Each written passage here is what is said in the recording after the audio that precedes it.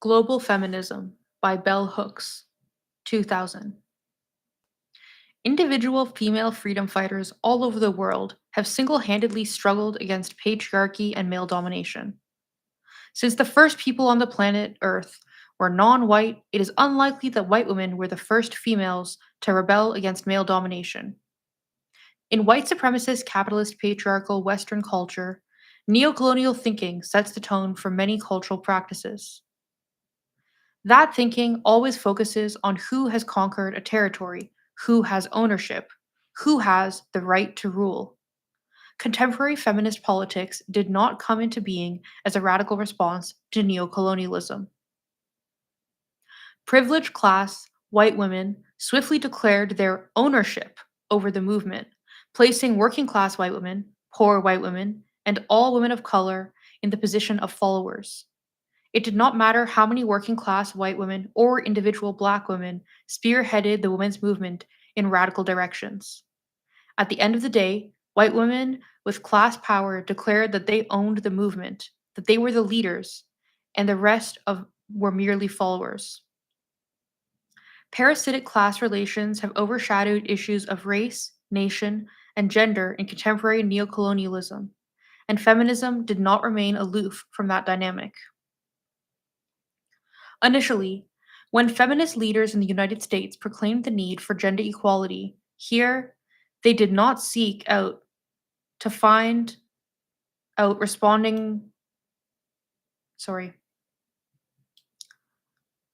Initially, when feminist leaders in the United States proclaimed the need for gender equality, here they did not seek to find out if corresponding movements were taking place among women around the world.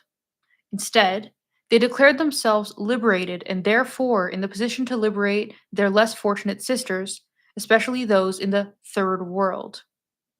This neocolonial paternalism had already been enacted to keep women of color in the background, so that only conservative/liberal white women would be the authentic representatives of feminism. Radical women tend not to be represented, and, if represented at all, they are depicted as a fringe freak element. No wonder, then, that the power of feminism of the 90s offers wealthy white heterosexual women as examples of feminist success. In truth, their hegemonic takeover of feminist rhetoric about equality has helped mask their allegiance to the ruling classes within a white supremacist capitalist patriarchy.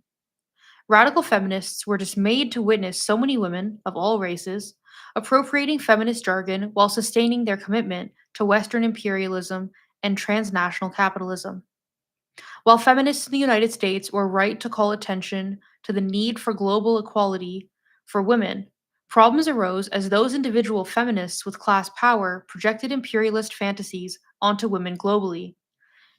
The major fantasy being that women in the United States have more rights than any group of women globally, are free if they want to be, and therefore have the right to lead feminist movement and set feminist agendas for all the other women in the world, particularly women in the third world countries.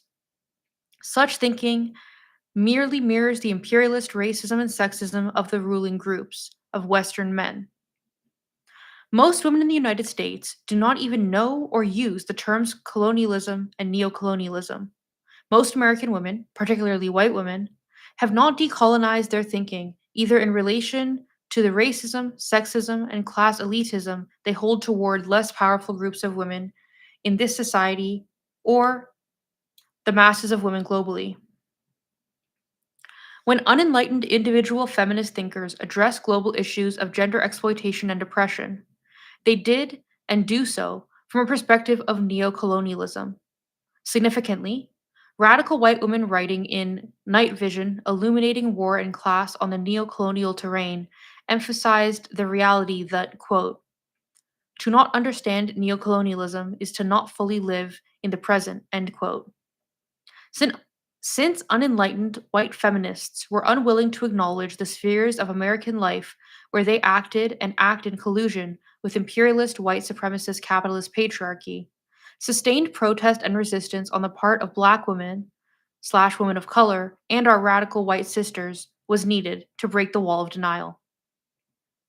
Yet, even when large numbers of feminist activists adopted a perspective which included race, gender, class, and nationality, the white quote unquote power feminists continued to project an image of feminism that links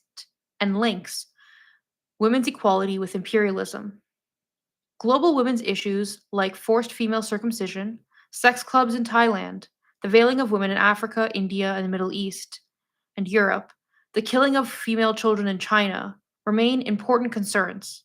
However, feminist women in the West are still struggling to decolonize feminist thinking and practice so that these issues can be addressed in a manner that does not reinscribe Western imperialism.